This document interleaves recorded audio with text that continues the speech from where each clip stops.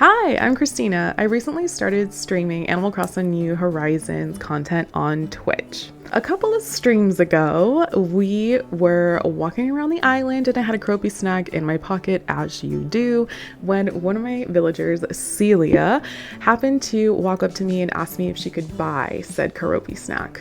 Now, I sold it to her for a measly 200 bells. Now, I love Celia. Celia has been with me since I started the game in 2020. She's been there for setting up my museum, setting up the tailor shop. We've done birthdays, holidays, sleepovers. So I love Celia. I just don't love that she bought it for 200 bells. As annoyed as I was at Celia for only buying it for 200 bells, I did go visit her at her house the other day and I saw little Mr. Keroppi sitting on the table, and that did make me smile. It did warm my heart and it made me feel a little less bad about selling it to her for so cheaply. While we were streaming, someone who has been watching from day one, who I have lovingly nicknamed Lolly, brought up the question, what does a Keroppi Snack taste like? Which got the conversation going. Okay, so I have this theory that the Keroppi Snacks are kind of like a custard bun that have like a lime custard inside. That's what I think they are. But who knows? To me, I think it would be kind of like a cake with a thick fondant on it. Yeah, it kind of reminds me of a Prinsesstårta. Have you ever seen those? I often fantasize about what it would taste like. I'm like, I kind of want one. Should I? I kind of want to make one now. I kind of want to make a Keroppi Snack. Should I make one? That sounds like a really fun project. I kind of want to make a Keroppi Snack. What if I did that? Okay, that's going on my list of ideas for videos. I really want to make a Keroppi Snack. I'm surprised that FroggyCrossing hasn't done that yet. And now we're here. That's how this video came to be. I'm not a professional baker.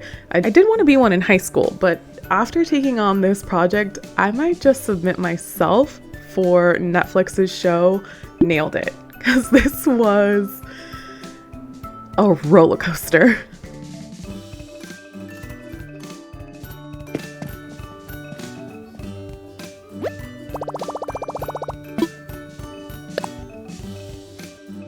To start the project, I broke it down into different components. I started with the vanilla custard because I felt like if I made this ahead of time and stored it in the fridge, I wouldn't be compromising on quality, and it would give me some time to firm up the custard in the fridge.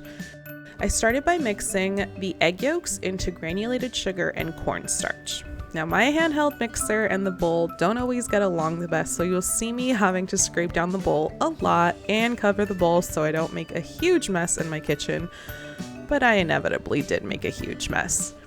After scraping the bowl down a few more times, I make sure to check the bottom of the bowl. Because the hand mixer and bowl don't get along, I feel like if any sugar was not going to get well incorporated, that's where it would be hanging out. In addition to that, I checked the recipe about 117 times to make sure that I was following the instructions to a T, and it says to get it to a light yellow color, which I feel like we achieved. The other major component to vanilla custard is some warm milk with vanilla. Now, we're not using vanilla extract, we're using real vanilla beans with the inside scraped out.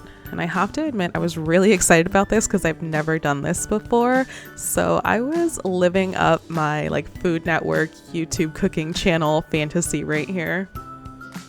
I watched the milk and vanilla mixture like a hawk because I don't want it to burn to the bottom of the pot or boil over. The next thing is tempering the eggs, which means just adding a ladleful at a time so that you don't get scrambled eggs instead of a custard mix. The custard mixture goes back on the stove on low heat. Again, you want to watch it and whisk it constantly so that you get just the right consistency.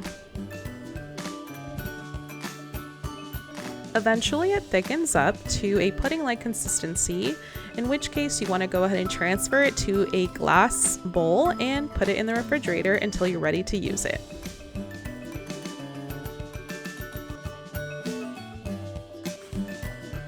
The raspberry jam or jelly, I'm not quite sure which it is, was the second component that I made ahead of time to store in the fridge in preparation for making the Keroppi Snack. This consists of just raspberries and sugar. I wanted to make sure to clean the raspberries really well and drain them, so I'm not incorporating any extra mixture before I introduce it to the stove. This part of the recipe took way longer than I would have guessed or anticipated. I just took it low and slow to avoid burning anything until we got to the desired temperature, which in my case was 219 degrees Fahrenheit. I've watched enough Nailed It to know that prepping the cake pans is of utmost importance. Here I am making a parchment paper triangle and tracing the outside of the circle to make sure I get a well-fitting parchment paper circle. It only took about 17 tries, but I eventually got there. Add some butter and you've got a great insurance policy to make sure your cakes come out nice and easy. We're finally working on the component of the dessert that I made the day I assembled everything. This is the sponge cake, which starts off with some granulated sugar, some whole eggs, and you beat those really well because you want to make the mixture as light and as fluffy as possible. There's not a lot of leavener in this recipe, so this is where the height and structure of the cake is going to come from. You follow that by mixing in some sifted dry ingredients and folding them in. So you go down the center of the bowl and scrape the spatula around the side, making sure to not knock out any air. And finally, you add some melted butter.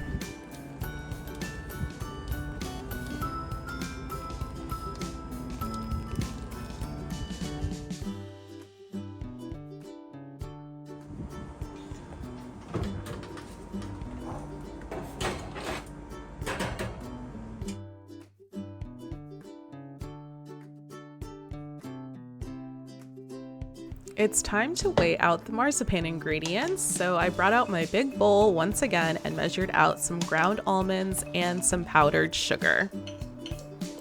Once the ingredients are weighed out, I made sure to put them through a fine sieve so that there wouldn't be any lumps, and in addition to that, I also made sure to whisk them really well with the whisk so that everything was well incorporated before adding in the almond extract and whisked egg whites.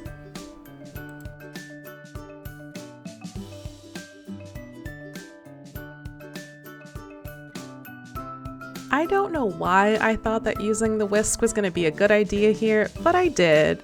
And as you can see, I quickly gave up that and just threw on some gloves and just went for it by mixing it by hand. It does get to a Play-Doh consistency, which is super easy to work with and really surprising.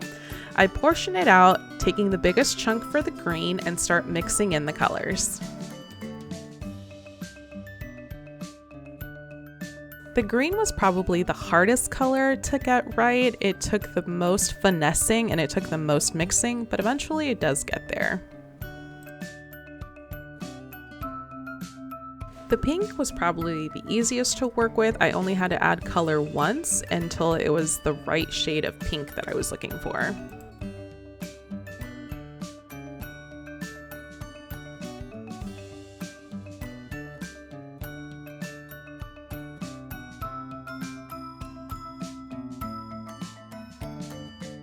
Once all the marzipan was colored, I covered them in plastic wrap and put them in a bag until I needed them again so that they wouldn't dry out. You can't have a Keroppi snack without his little lily pad, and that's exactly what we have here. It's actually a charcuterie board that my amazing boyfriend trimmed and sanded down for me so that I could paint it. But before painting it, I went ahead and wiped it down with some alcohol to get rid of any of the residual dust.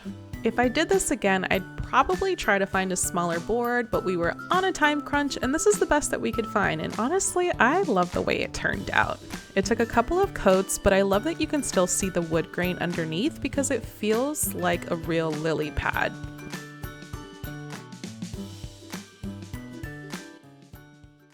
Here's the lily pad after it dried and got a clear coat.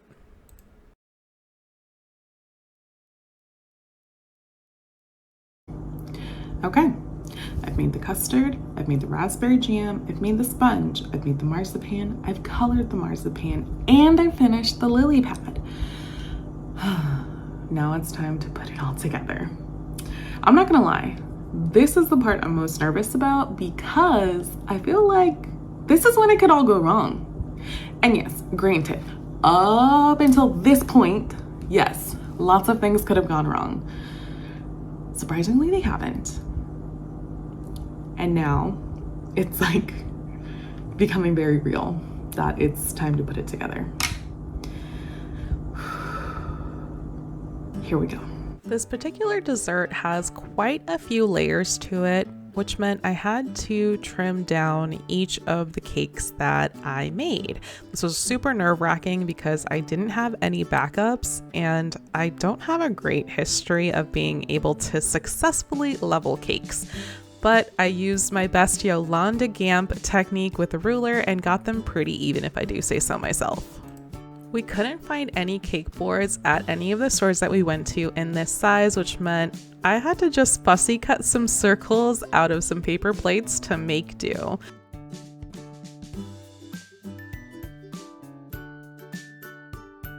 Because the custard has been in the fridge since the day before, I want to go ahead and pass it through a fine mesh strainer just to get it to a more pipeable consistency. This also helps get out any egg solids that you might have had if you didn't temper your custard mixture very well.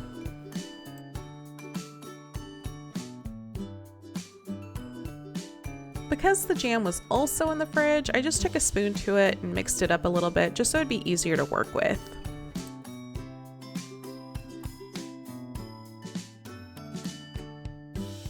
I put a little bit of custard down on my makeshift cake board to act as glue between the cake board and the cake.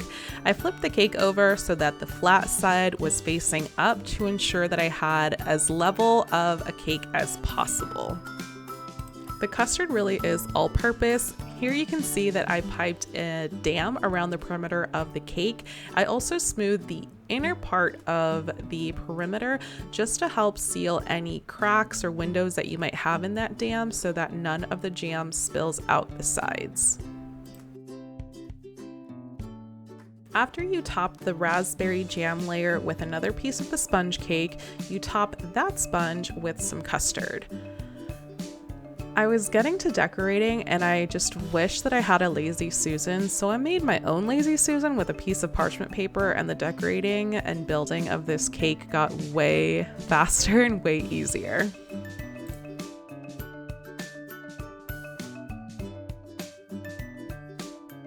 After it's assembled, this is what it looks like before it goes into the fridge to set up. The very last component of this dessert is the whipped cream. In order to get some really good, strong, sturdy whipped cream, you want to go ahead and put your attachment and the bowl into the freezer so that everything is super, super cold. All it takes is some heavy whipping cream, some powdered sugar, and a little bit of vanilla, and you get the most delicious whipped cream. You can always stop to taste it to make sure it's exactly how you want it. Now it's time to pile on the whipped cream, creating that signature dome shape that all Prinsesstårta cakes have. Makes me so happy.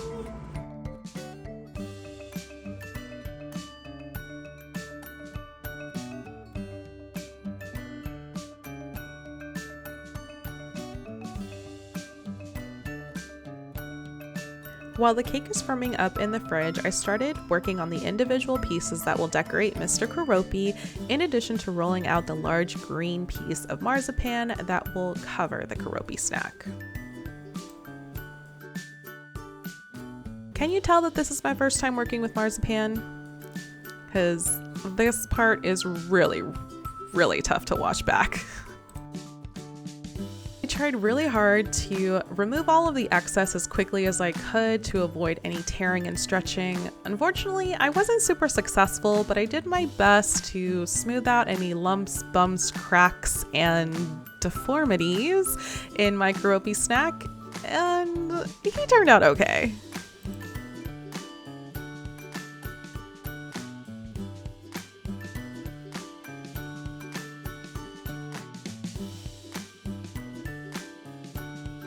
Here I am working on his eyeballs, making sure that he has those signature eyelids as well as his big pupils.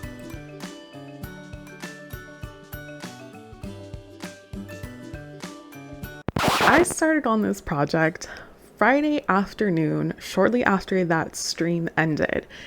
And this project kept going and going and going until Sunday at about 11 p.m.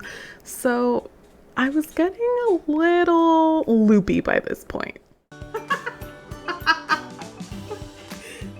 eyeball.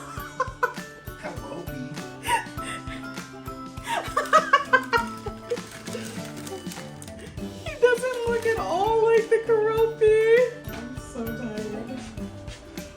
I'm done. This particular breakdown reminded me of that clip from the Great British Bake Off. Started making it, had a breakdown. Bon appetit. He's so bad. He's so...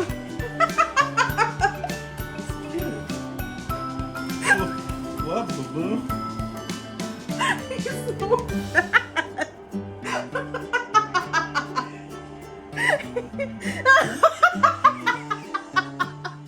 He's so bad. Oh my gosh.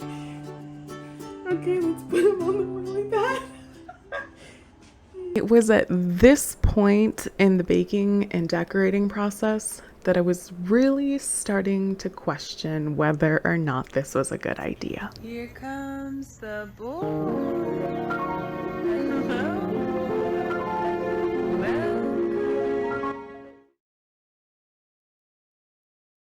Here he is. Here's Mr. Keroppi Snack. He's so bad, he's good. I love him. I'm so nervous. Should we cut his eyeball? Yeah, we'll cut his face.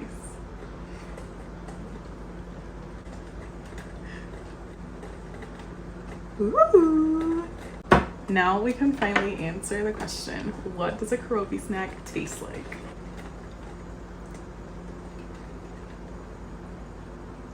This is so good. Oh my gosh. Oh my gosh. This is so good. He's delicious. Okay, so watching these clips back, I realized I did a terrible job of describing what Mr. Keroppi Snack actually tastes like.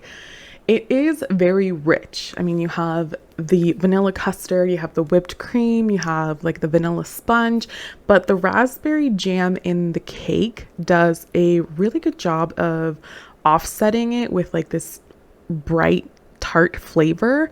The marzipan is super sweet, so I could only have it every couple of bites. But overall, I would say that this is an incredible dessert, well worth the 800 bells that it costs to buy one in the game. Would I sell one for 200 bells in real life? Probably not, because it is so much work. It took almost 3 days to complete the project, so I'd probably charge more than 200 bells if Celia were to ask me to buy it again. Thank you so much for watching my first full-length YouTube video. I hope you enjoyed it. Hope that you consider watching on twitch.tv/XtinaCrossing, where the vibe is a little cozy, a little sassy, and a whole lot of goofy. Thanks so much, and I hope you have a great rest of your day. Bye! Great flavour, not very well executed. Story of my life.